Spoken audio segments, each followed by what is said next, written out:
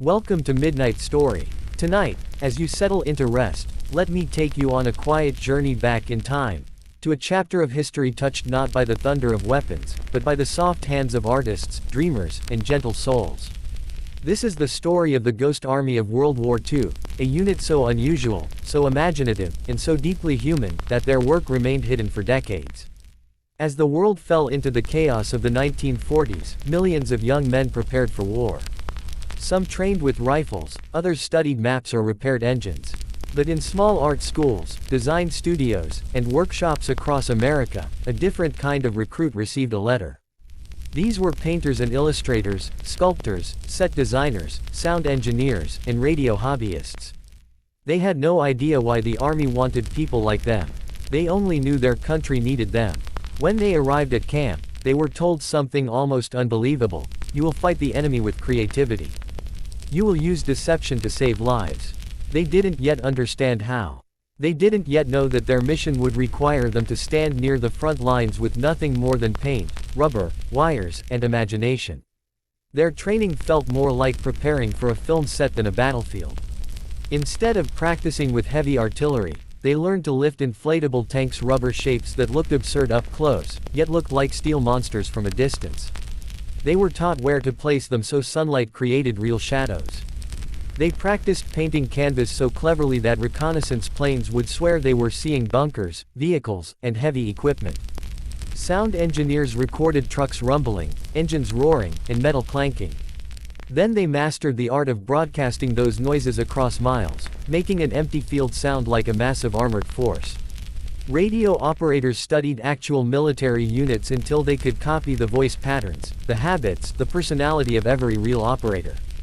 They weren't just sending messages, they were performing characters, creating believable conversations that enemy listeners would intercept. Every detail mattered. Every illusion had to feel real. Because if the enemy discovered the trick, real soldiers would pay the price. And so these young men practiced until they could do it with precision, even under darkness and fear. In 1944, they crossed the ocean and stepped onto European soil. They walked through quiet villages shattered by war. Smoke lingered in the air. The distant rumble of artillery became part of the landscape. Some of these young artists had never left their hometowns. Now they stood in a world scarred by destruction, their brushes and tools tucked beside military gear. Other soldiers looked at them curiously. Who were these men carrying rubber tanks and paint? Were they some kind of joke? But soon, the Ghost Army would prove just how powerful imagination could be. Their early missions tested their courage. Near the port of Brest, they set up inflatable tanks in the hills, painted false tracks in the mud, and filled the night with the sound of engines. German scouts believed a real division had arrived. They shifted troops to defend the wrong place, leaving the true target open. The illusion worked. Lives were spared, but their most daring mission came at the Rhine River. The Allies needed to cross, and if the Germans knew where the real crossing would happen, the results would be catastrophic. The Ghost Army was ordered to pretend to be the 9th Armored Division. They had to set up extremely close to enemy lines, so close that they could hear German voices drifting on the wind. In the darkness, they inflated giant rubber tanks, set up dummy artillery, positioned empty tents to look fully occupied, and blasted recordings of engines into the night. Radio operators created entire conversations, mimicking officers, sending orders that sounded completely authentic. To the Germans watching and listening, it looked like a massive force preparing to attack. But it was all an illusion. The real division was miles away, quietly preparing for the true crossing. And when they crossed the Rhine, they met far less resistance, because the Ghost Army had drawn the danger toward themselves. It was one of the most successful military deceptions of the war. Between missions, the men tried to stay human in a place where humanity often felt fragile. Some sketched the ruined buildings they passed. Others photographed sunsets over silent fields. A few wrote letters home, trying to explain a job they weren't allowed to describe. They were young, frightened, often exhausted. But they understood that their strange work, this blending of art and war, was protecting thousands of soldiers who would never know their names. Danger was constant. Setting up a fake unit required being close enough for the enemy to see them, to fire at them, to shell their positions. One night, while arranging dummy vehicles, a sniper's bullet cut through the air, forcing the men to the ground. Their hearts pounded with fear. They had no heavy weapons, no real tanks, nothing to fight back with. And yet, after the moment passed, they continued working. Because their illusion had to be convincing. Because lives depended on it. When the war ended, these men returned home. But their story did not. For decades, everything they did remained classified. Their families never knew the danger they faced. Their communities never knew the lives they saved. When people asked, "What did you do in the war?"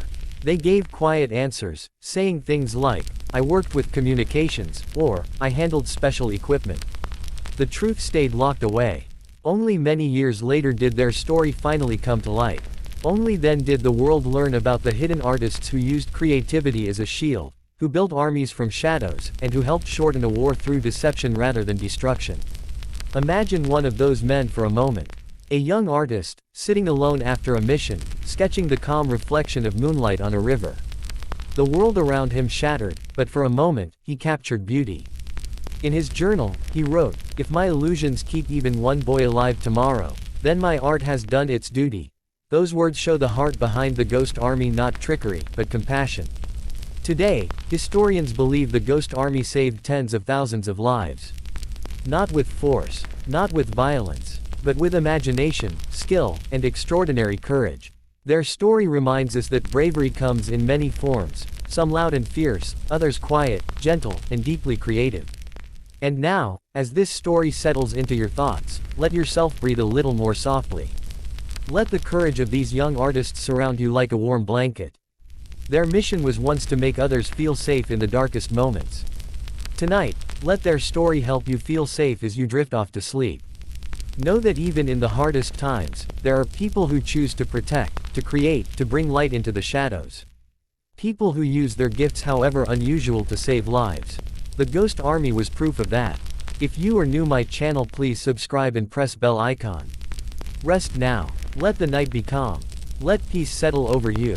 And may the gentle bravery of the Ghost Army carry you into a quiet, restful sleep. Good night.